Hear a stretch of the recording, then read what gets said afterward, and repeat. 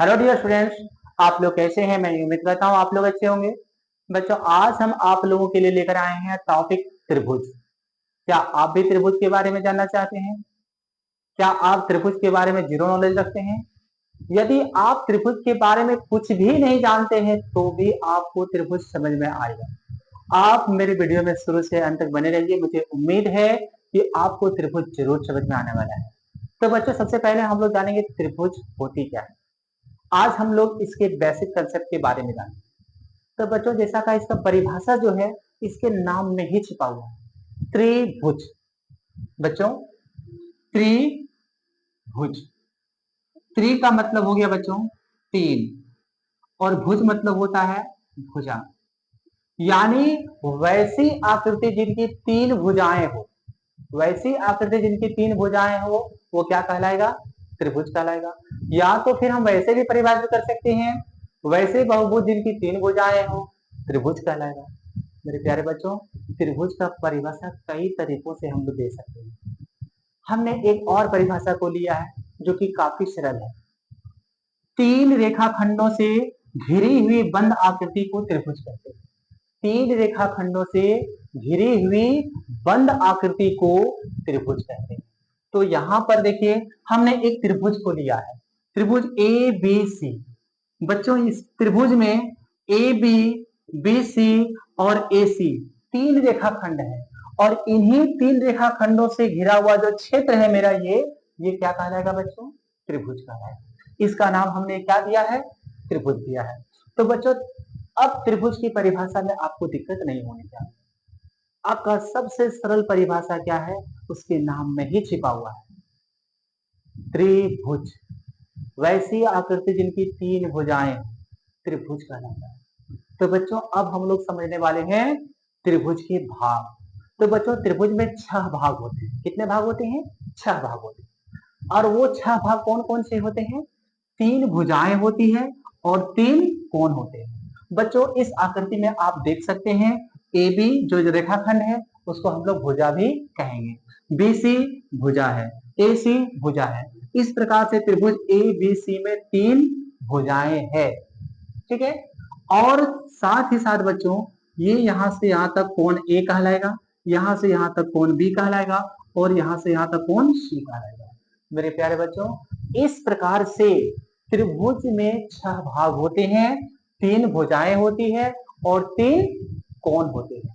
तो मेरे प्यारे बच्चों, आपको समझ में आ गया होगा कि त्रिभुज किसे कहते हैं और त्रिभुज के कितने भाग होते हैं। आइए हम लोग नेक्स्ट देखते हैं त्रिभुज के प्रकार। आप मेरे वीडियो में शुरू से अंत तक बने रहिए। मुझे उम्मीद है आपको त्रिभुज बहुत ही अच्छे ढंग से समझ में आने वाला है। अब हम लोग समझने वाले हैं त्रिभुज के प्रकार। तो बच्चों, त्रिभुज जो होता है 6 प्रकार के होते हैं। तीन जो होता है भुजा के अनुसार, और तीन जो होता है कोण के अनुसार। आइए हम लोग बोर्ड में समझते हैं। तो बच्चों, भुजा के अनुसार जो त्रिभुज के प्रकार हैं, वो पहला नाम है विषम बाहु त्रिभुज। विषम बाहु त्रिभुज, जिसको हम लोग अस्लेन ट्रेंगल कहते हैं। बच्चों, विषम बाहु, विषम बाहु का मतलब क्या? विषम मतलब क्या होता है? अलग अलग। बाहु मतलब भुजा। ठीक है। जिस त्रिभुज की तीनों भुजाएं अलग अलग माप की होती है उसे हम लोग विषम बाहु त्रिभुज कहते हैं। एक बार पुनः सुने। जिस त्रिभुज की तीनों भुजाएं अलग अलग लंबाई के या अलग अलग माप के होते हैं उन्हें हम लोग विषम बाहु त्रिभुज कहते हैं। बच्चों, इस त्रिभुज में त्रिभुज की तीनों भुजाएं अलग अलग लंबाई के होंगे। दूसरा जो है बच्चों समद्विबाहु त्रिभुज। समद्विबाहु त्रिभुज, इसको जैसे नाम से ही पता चलता है, सम द्विबाहु। सम मतलब बराबर, द्वि मतलब दो, बाहु मतलब भुजा। यानी जिस त्रिभुज की दो भुजाएं बराबर हो, जिस त्रिभुज की दो भुजाएं बराबर हो उन्हें समद्विबाहु त्रिभुज कहते हैं। मेरे प्यारे बच्चों, बहुत ही आसान है। आप इसकी फिगर से ही इसका परिभाषा दे सकते हैं। यहाँ पर देखिए, हम डबल कट किए, यहाँ पर डबल कट किए हैं। इसका मतलब ये हुआ कि ये दोनों भुजाएं बराबर है। तो जिस त्रिभुज की दो भुजाएं बराबर हो उसे हम लोग समद्विबाहु त्रिभुज कहते हैं, या तो फिर आइसोसेलेस ट्रायंगल कहते हैं। मेरे प्यारे बच्चों, समझ में आपको आ गया होगा समद्विबाहु त्रिभुज क्या है।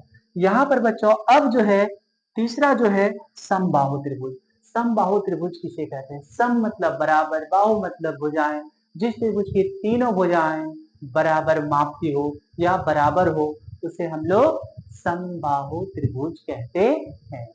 एक बार पुनः सुन लीजिए, जिस त्रिभुज की तीनों भुजाएं आपस में बराबर हो उसे समबाहु त्रिभुज कहते हैं। बच्चों यहाँ पर आप देख सकते हैं कि तीनों भुजा में डबल कट किया हुआ है। इसका मतलब ये इंडिकेट करता है कि ये तीनों भुजाएं आपस में बराबर है। ठीक है, तीनों भुजाएं आपस में बराबर है। बच्चों यहाँ पर त्रिभुज की तीनों भुजाएं बराबर है तो त्रिभुज के तीनों कोण भी क्या होगा? बराबर होगा। यानी जिस त्रिभुज के तीनों भुजाएं आपस में बराबर हो उसे हम लोग समबाहु त्रिभुज कहेंगे। विषमबाहु त्रिभुज में क्या बताए थे? जिस त्रिभुज की तीनों भुजाएं अलग अलग लंबाई को हो उसे विषमबाहु त्रिभुज कहते हैं। समद्विबाहु त्रिभुज में क्या बताएं? वैसे त्रिभुज जिसकी दो भुजाएं बराबर हो समद्विबाहु त्रिभुज कहते हैं। बच्चों आपको समझ में आ गया होगा कि भुजा के अनुसार त्रिभुज के जो तीन प्रकार हमने बोला था वो आपको बहुत अच्छी प्रकार से याद आ गया होगा। ठीक है, अब जो है हम लोग कोण के अनुसार चलेंगे। मेरे प्यारे बच्चों, कोण के अनुसार सबसे छोटा कोण क्या होता है? 0 डिग्री। 0 डिग्री से ऊपर और 90 डिग्री से नीचे को न्यून कोण। 90 डिग्री को क्या बोला जाता है?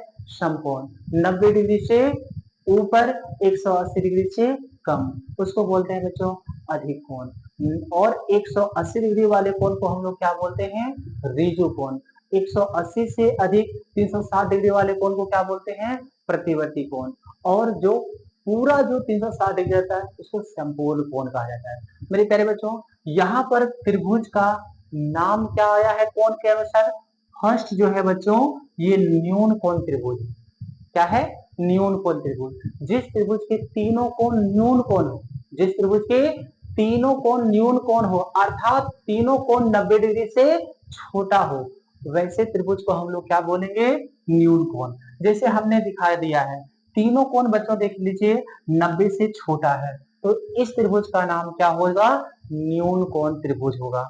दूसरा जो है बच्चों हमने लिया है क्या? समकोण त्रिभुज। समकोण का मतलब होता है 90 डिग्री अर्थात जिस त्रिभुज का एक कोण 90 डिग्री हो या फिर समकोण हो उसे हम लोग समकोण त्रिभुज कहते हैं। पुनः सुन लीजिए, जिस त्रिभुज का एक कोण 90 डिग्री हो उसे समकोण त्रिभुज कहते हैं। मेरे प्यारे बच्चों, यहाँ पर त्रिभुज ए बी सी में कोण बी बराबर 90 डिग्री है इसलिए ये जो है समकोण त्रिभुज है। अब हम बात करते हैं तीसरा जो है बच्चों वो अधिक कोण त्रिभुज है। अधिक कोण त्रिभुज हम किसको कहेंगे? जिस त्रिभुज का एक कोण 90 डिग्री से ज्यादा और 180 डिग्री से कम हो उसे हम लोग अधिक कोण त्रिभुज कहेंगे। या तो दूसरी भाषा में हम कह सकते हैं जिस त्रिभुज का एक कोण अधिक कोण हो उसे हम लोग अधिक कोण त्रिभुज कहते हैं। तो बच्चों आपको समझ में आ गया होगा कि त्रिभुज के जो 6 प्रकार हमने आपको बताया है तो आपको 6 प्रकार के जो त्रिभुज याद रखनी है और उसका कुछ और भी बेसिक कंसेप्ट आता है बच्चों जो हम आपको अगले वीडियो में बताने वाले हैं। तो आपको भली भांति समझ में आ गया होगा कि त्रिभुज क्या है, त्रिभुज कितने प्रकार के होते हैं, त्रिभुज के कितने भाग होते हैं। तो बच्चों एक बार पुनः हम लोग रिविजन मारते हैं। 3 रेखाखंडों से घिरी हुई बंद आकृति को त्रिभुज कहते हैं। त्रिभुज के 6 भाग होते हैं, 3 भुजाएं और 3 कोण। त्रिभुज जो होते हैं 6 प्रकार के होते हैं। बच्चों त्रिभुज जो है 6 प्रकार के होते हैं, 3 भुजा के अनुसार और 3 कोण के अनुसार। भुजा के अनुसार त्रिभुज के 3 प्रकार।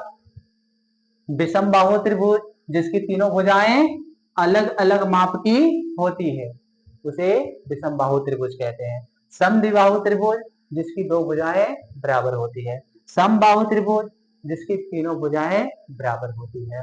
न्यून कोण त्रिभुज जिस त्रिभुज के तीनों कोण न्यून कोण होते हैं अर्थात तीनों कोण 90 डिग्री से कम होते हैं, न्यून कोण त्रिभुज कहलाता है। समकोण त्रिभुज जिस त्रिभुज का एक कोण 90 डिग्री अर्थात समकोण होता है उसे हम लोग समकोण त्रिभुज कहते हैं। और बच्चों अधिक कोण त्रिभुज, जिस त्रिभुज का एक कोण अधिक कोण हो अर्थात 90 डिग्री से अधिक और 180 डिग्री से कम हो, इसे हम लोग अधिक कोण त्रिभुज कहते हैं। मेरे प्यारे बच्चों, मुझे उम्मीद है आपको त्रिभुज बहुत अच्छी प्रकार से समझ में आया होगा।